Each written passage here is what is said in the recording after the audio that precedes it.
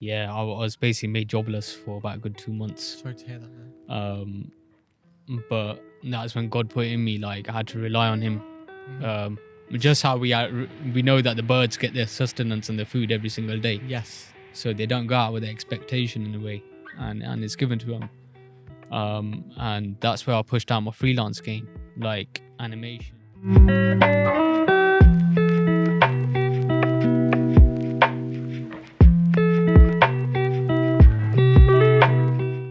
Welcome back to another episode of Ambitious Odyssey.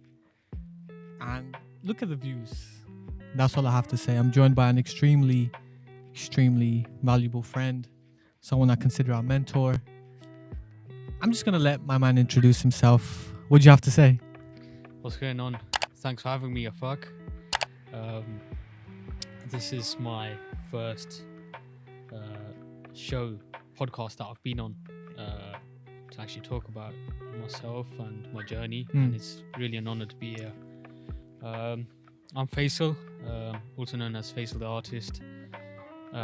Been in the public game for over 9 years, since 2012, and I could say I've been a creative since day one, since I was practically born. And my mum's intuitive nature, she was very visual with me when I was a child, so always drawing things, making me learn the alphabet and numbers in a very visual way. So I think she kind of knew inside who I am, really. That you are one day going to be who you are now. Yeah, in a way. But obviously, as you grow up, you've got to challenge all these things in the world, and learn where your grounding is, really. Absolutely. But that creativity was there right from the beginning. Yeah. And I wasn't really the sports guy. I wasn't really the gamer, the typical lad. And it was just one of them things, really, where I just really liked exploring the world around me, whether it was nature outside, whether it was building models of, like, for example, the Titanic. I had a sort of a 3D model that I used to make and stuff when I was younger. Really? Lego and all that sort of stuff. I was really sort of fascinated with that, even like school projects and stuff. I was always sort of on one creatively.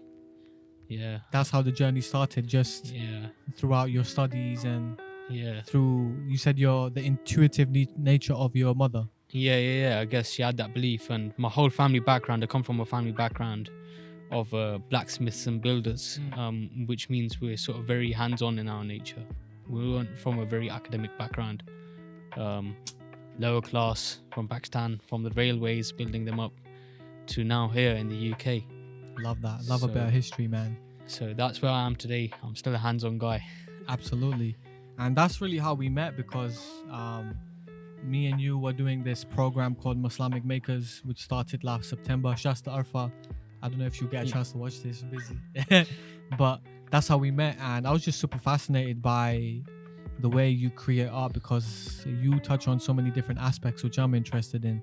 And the first time we met in person was at the Palestine protest, and you're very active when it comes to talking about issues that are close to you, and Palestine was one of them.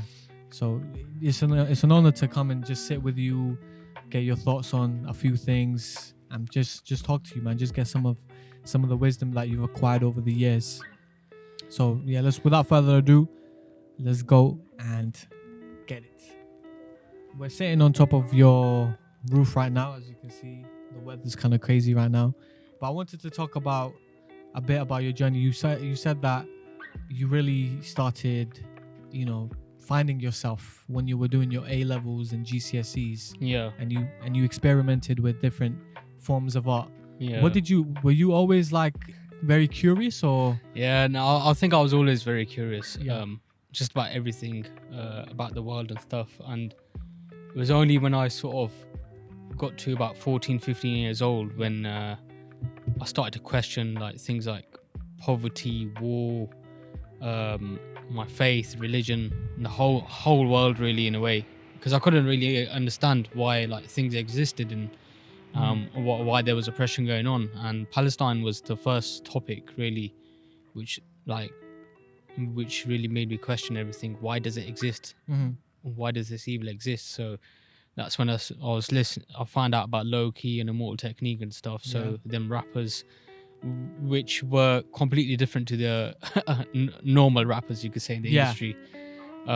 So a lot of that was through my revolution, and I experimented with poetry, fine art, drama, acting as well. Yeah. So I done the whole lot with my GCSEs within that. Very creative, man. And I like sociology. I done drama, art, and geography. So them areas were key for me to understanding the world, and it's really a lot more to the surface. It's more about our existence, really. Absolutely. And the journey that we could share across, really, as humans. We're not really just here to eat and sleep.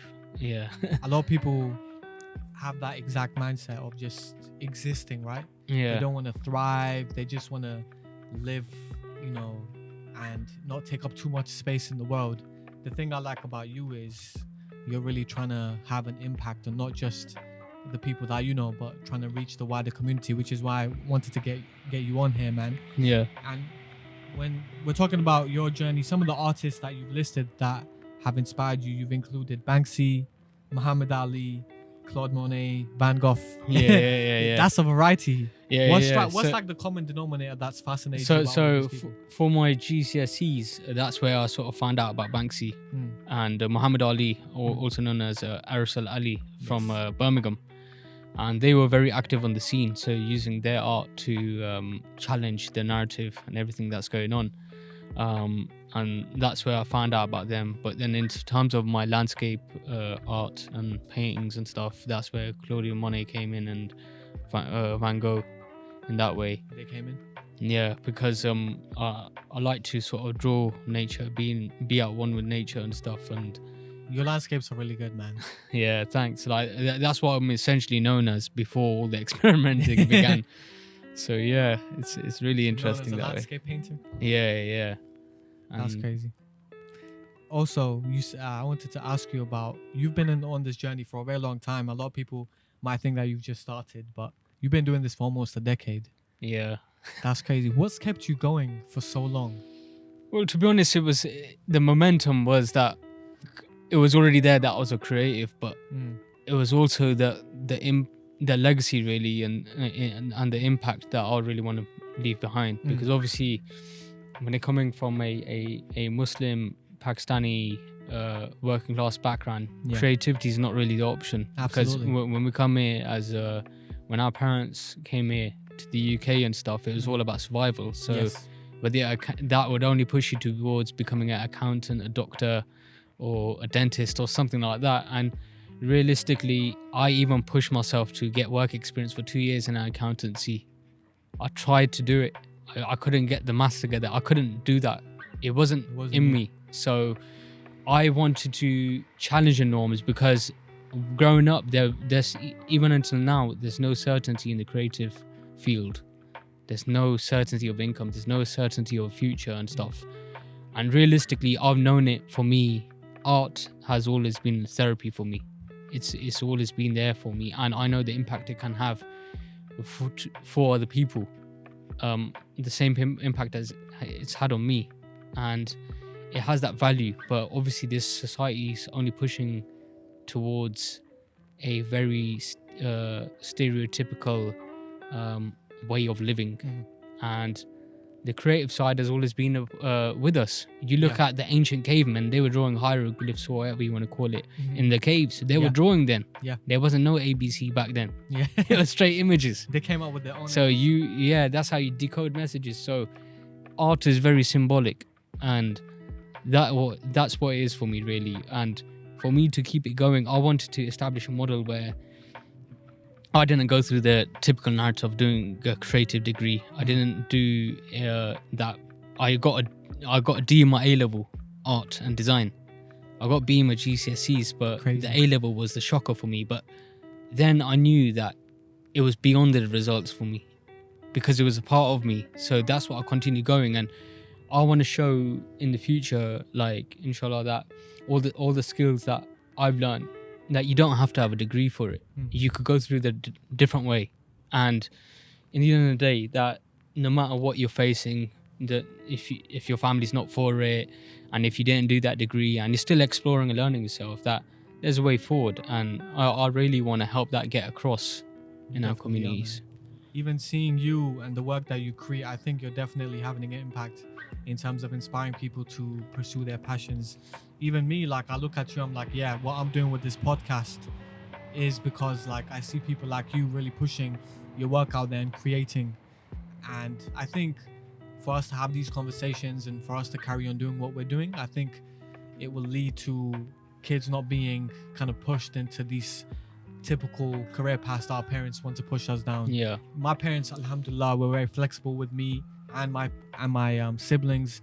You know, they wanted us to be successful. They wanted us to be Definitely, doctors, lawyers, Yeah, etc. But at the end of the day, it wasn't, you either be this or no. Definitely. My mom was very flexible with me, and That's blessed, man. through her love and guidance, I've been just able to explore different avenues that I've been interested in. I think we need more people, more parents like that.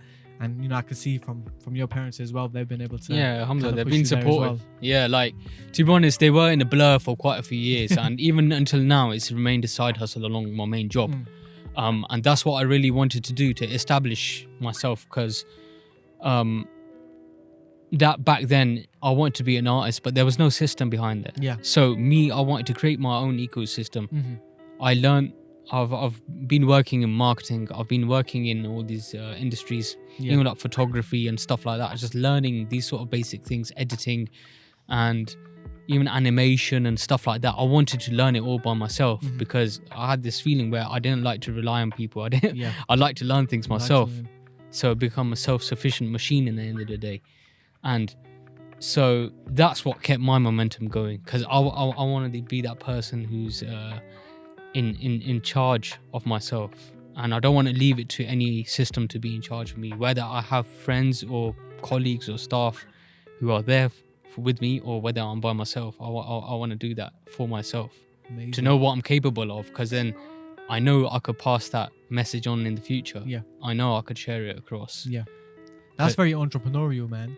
Being very self-sufficient and relying on yourself, not on everyone else. It's not an easy journey, entrepreneurship in itself. You're an entrepreneur on your own right, bro. You're not just an artist. I sold I remember my first painting. I sold it at a charity stall in 2012, and that's when the war in Syria began. And that's when I decided to actually take my work out there. And I thought, look, let's see how the public reacts. And that's where, it was pretty shocking for me. I thought, look, let's say if one person buys a painting off me, by the end of the day, I'll be happy. And that's where it began for me. When the first person bought it, then I realized, actually, somebody believes in my work. One person believes in it. That's it.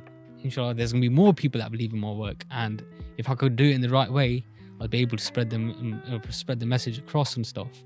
MashaAllah. So that's where it sort of began, that momentum.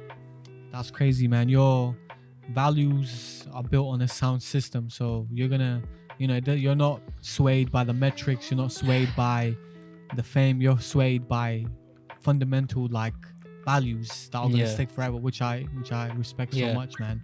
And that's why I think a lot of people give up so early, because their values are not strong enough. They're focusing too much on what people say, what people like, how many times they share your post. But I think what you've given is a great example of, you're really not just focusing on that, you're focusing on that impact which you're going to have through just being consistent. Consistency is important in anything, and absolutely, that's even with me, I only started exercising from 2015. So, and that's what really showed me, actually, consistency is really important, and that your mind is stronger than your body.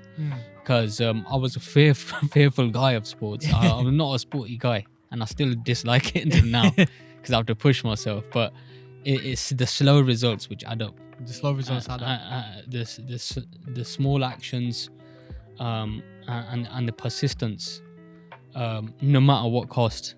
In a way, whether your family are for it or against it. If you truly want something, you got to go and get it. And that's what I believe. And I've always had that vision in myself in the future, that whether I have funding or I don't have funding. Because back in 2010, when I done my first graffiti piece in the community, my youth worker's position was my youth worker's job was cut, and that's when I realized that I don't want to be I don't want to be relying on finances from the government or not. You want to do it on your own way. Yeah, exactly. Like Frank Sinatra said, you done it your way.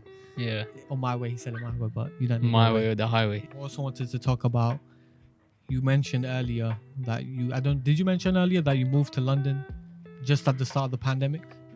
Yeah, so I moved to London. Well, moved back to London a week before the pandemic began. And little did I know that my job and my life would be affected in that way. Yeah, I was basically made jobless for about a good 2 months. Sorry to hear that, man. But that's when God put in me, like, I had to rely on him. Just how we know that the birds get their sustenance and their food every single day. Yes. So they don't go out with the expectation in a way, and it's given to them.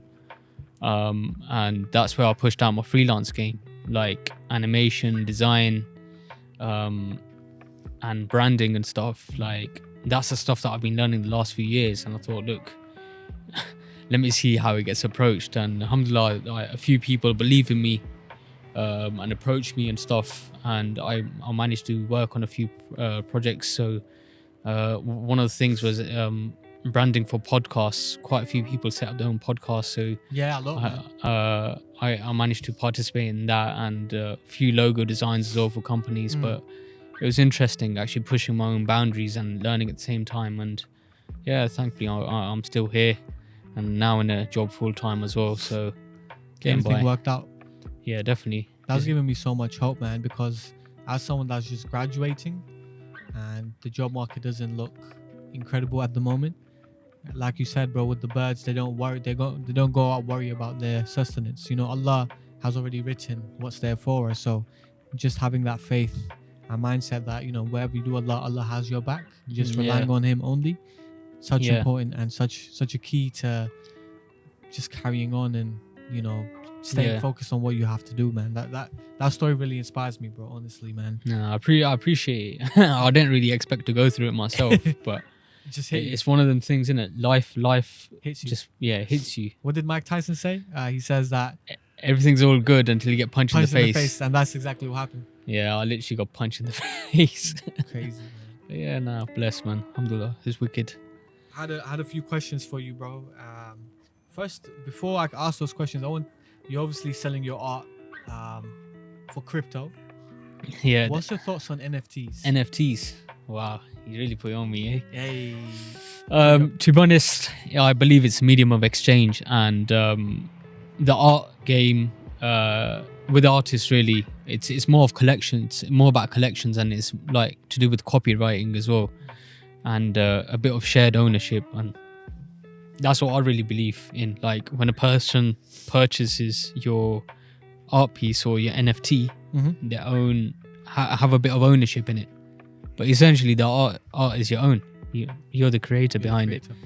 So that's my thing. And over the years, I've been very rebellious against all these movements about everything. Bitcoin and I thought, yeah, I didn't even really know much about it. But then I thought, when I started to look into it, and I thought, okay, actually, what does it stand for and stuff? I thought, look, if the world's moving towards that way, me as a rebel, I've rejected everything from before. So let me just put my feet in the puddle and let me see what it is. And alhamdulillah, I'm still at the beginning of it. Two pieces have been bought, Mashallah. And people have supported me. And I'm in a network of rising creatives and Muslims specifically that are collaborating together. Amazing. So we're sort of developing that relationship in a way. So it's a market and a place to explore, really. Do you think it's here to stay, or do you think it's a fad like everyone? Well, to be honest, I think the way the world is moving in terms of technology, it's I think it's here to stay in a way. But it's something to be looked into in a way, because the internet in the year 2000, the millennial years, people thought it as a weird thing. People thought mobile phones and TVs and things like that were a weird thing. Yeah. But now we're in a pandemic and we've been isolated from things, but what has kept us going? Like mobile phones helped us keep connected. The internet, Zoom, Teams. yeah. So like it's interesting, and it's probably here to stay, but God knows really. Support Faisal, man. He has some incredible work. So purchase those NFTs. I'm gonna have to purchase the next one. I'm not gonna lie to you. How much did you sell your last one for? I can't even remember. Was it you selling them in Ethereum, right? Yeah. I know this one guy, bro. His name is Waleed, and he uses Blender. I don't know if you know Blender. I've heard of Blender, yeah, 3D it's stuff. like 3D art, and he's selling his stuff for crazy stuff. Like I think he sold one for like 5 Ethereum. I don't know. That's nuts. I don't know if it was 5 or he's selling. But it's all about the value, the perceived value. Absolutely. That's And like you said, bro, it's about the people that support you. He has good people supporting him, and he has a good network as well. And I think it's only time until you start to blow up and you're selling stuff for like 20 million. I wish, Could you inshallah, imagine? one day. Inshallah. One day. I wanted to ask you, you've been on this journey for such a long time. Do you think work ethic beats talent? Yeah, 100%. Talk about that. How do you think it does? So a person can be blessed with talent, Yeah. but they can be a fool in a way. Like they just think that they've got talent and they could just smash it out. But in the end of the day, talent does need updating, and a person with talent does need to progress himself, and work ethic will push it a long way. And that's, I fully believe that's essential for a person to grow and get out the comfort zone, because your talent will only be properly explored if you work on it. I agree, man. I agree 100%. I think one of the things about me, ever since a kid, I've never been the smartest. I've never been the most, I would say quickest on my feet.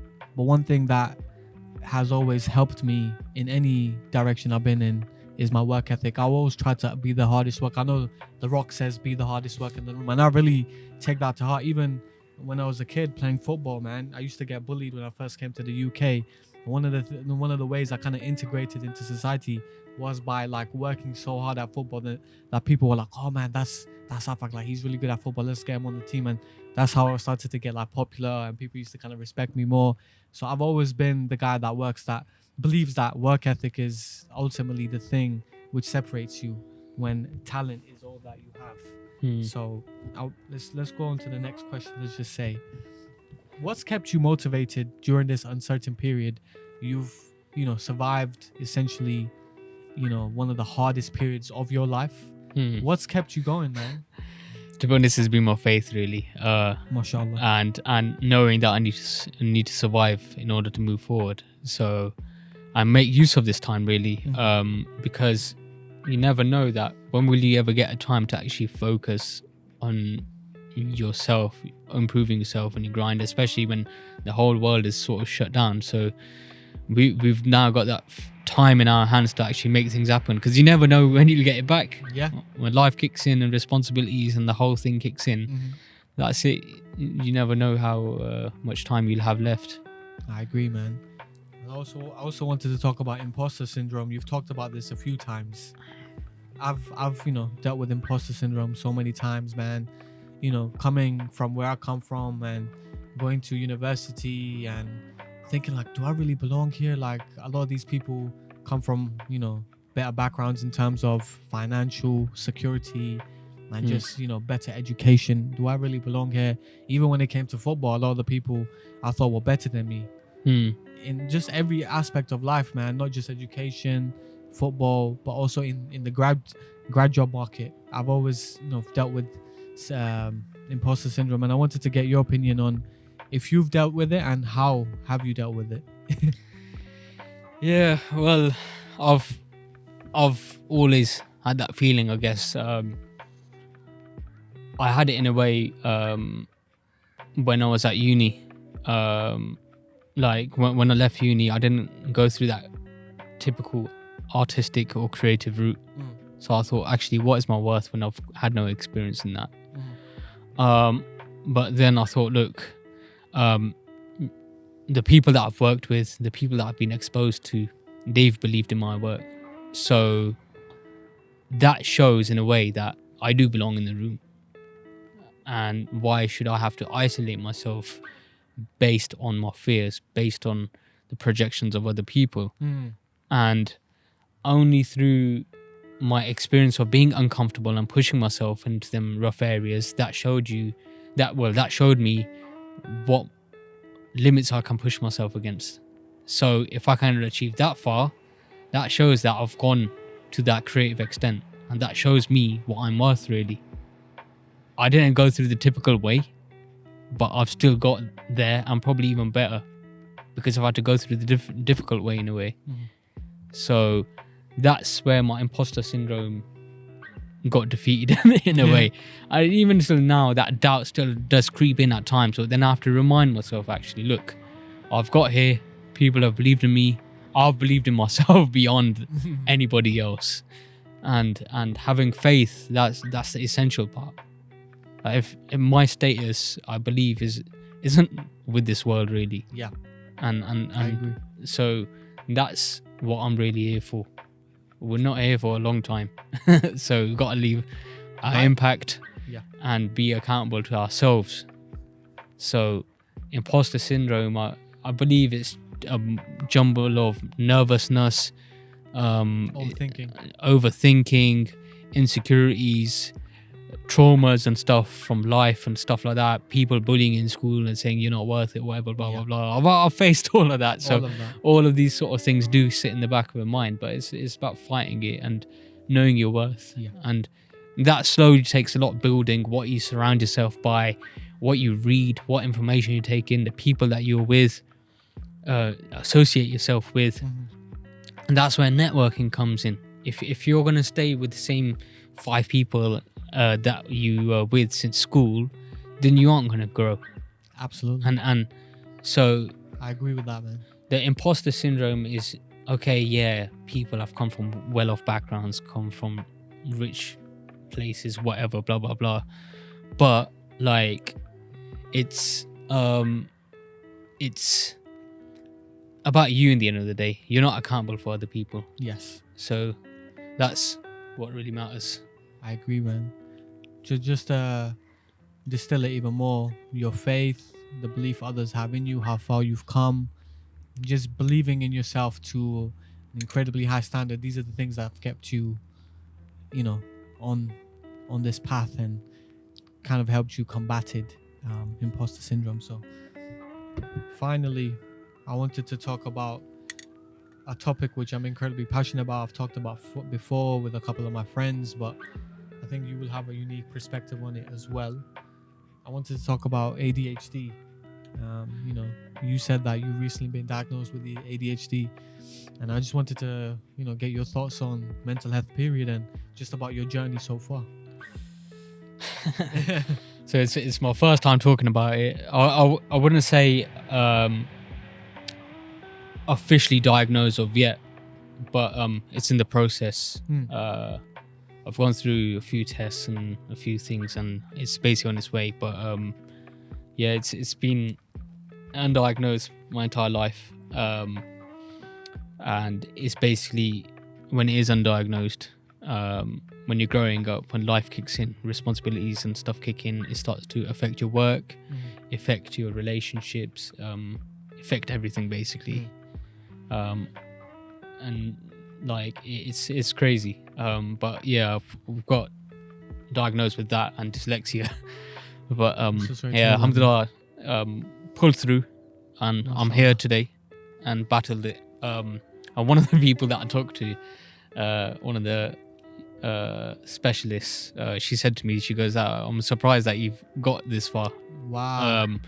Because normally when people find out, they drop out of uni 3 weeks in. No way. Because they can't cope with it. So I believe I've been a high performer, high achiever since growing up. So it's been unnoticed because of that. But it's been interesting to find that out about myself. And it was only this year. Yeah, it's only been this year, since February, since I'm finding that out. So I remember you telling me at the protest And I Yeah. was like, wow, man, Yeah, you still yeah, push it- through it. Yeah, it was a bit mad Man like because Faisal. it's only in a small percentage of the world population. Yeah. And it's basically like how we originally are as hunter gatherers, the mindset. And Survival of the yeah, fittest. survival of the fittest. So I guess it's in the DNA, in a way. And so I'm just figuring out, putting a few tools and mechanisms and ways of dealing with things in life, really, and just adapting myself, really. I just want to give you a clap, man, for coming this But yeah, far, bro. nah, You should be I proud of appreciate yourself, man. it. And what, like, do you think, me and my friend Sugdeep, we done a podcast like 2 years ago talking about the stigma of mental health in the South Asian community specifically.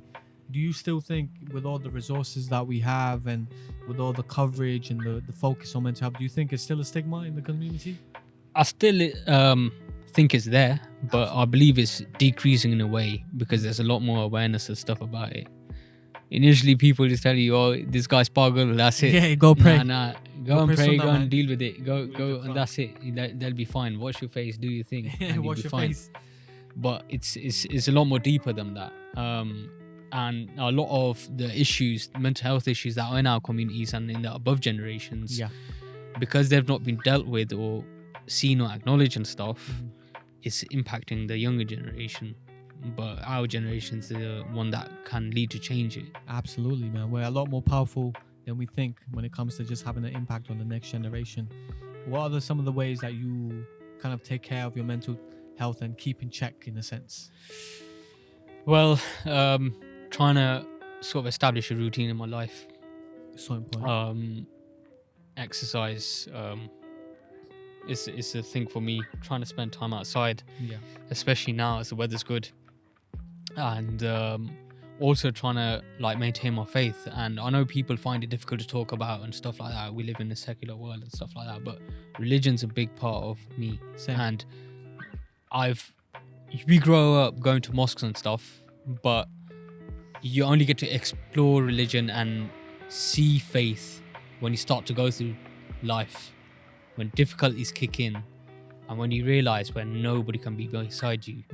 That's when you realize who you could actually rely on. And what keeps me grounded is that knowing that, okay, some people have been through the worst of things in their lives, and it could have been our ancestors walking through the snow and stuff like that. Yeah. And they had to maintain it, but they didn't even know what it was.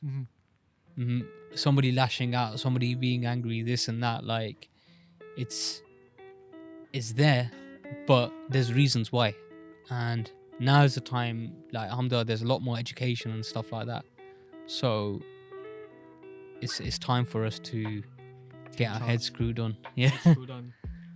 And I think in not just the South Asian community, but like in the culture of like this toxic masculinity, if you want to call it that, men really don't ask for help. And one of the ways I've kind of kept myself in check is just by reaching out to people, talking to people like this, having informal chats, even speaking to my parents about sometimes like I'm not feeling 100%, and it, and they're super supportive and they just help me get out of a rut.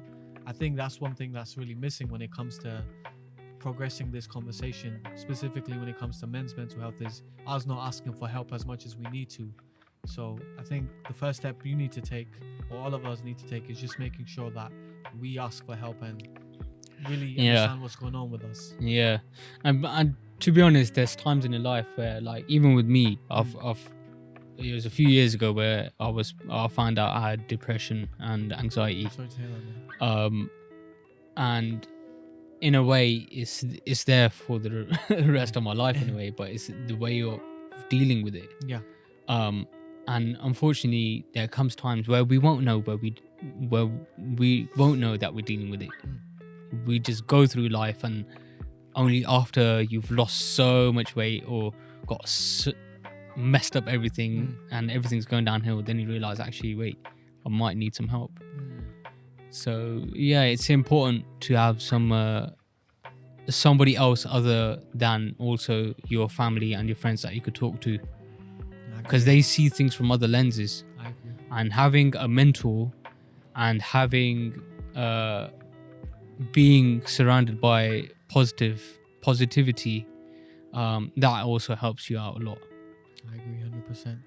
And thank you so much for doing this, bro. I really appreciate you coming on, just sharing your thoughts on a few things that we're both passionate about.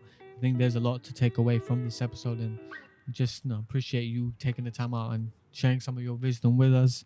Where can the people find you, and what type of projects do you have up and coming? So find me on my website, www.faisaltheartist.co.uk. I'm on Instagram, Faisal the Artist, Twitter, Faisal Be Sane. And yeah, you could basically find me out there. I'm even on TikTok. I'm not doing anything fancy right now. But yeah, it's a part of the journey, and I'm so glad to be sharing it with you, Afaq, and everybody else. My pleasure, bro. Yeah, respect. If you want people to take away one thing from this podcast, what would it be? Well, yeah, the biggest thing I would say is that your experiences do not define you, and that you can never live the same day twice, because life is limited and it's what you make it. You could take control over your life, even if it's making yourself better 1% every single day. I agree, man. With that, I'll end it there. Thank you so much for tuning into another episode. Please do hit that subscribe button if you're watching it on YouTube. Do rate the podcast 5 stars if you're listening on Apple Podcasts, all that good stuff. And let's just say we're just getting started. Thank you, bro. Yeah. Thanks, man. Peace out. Peace.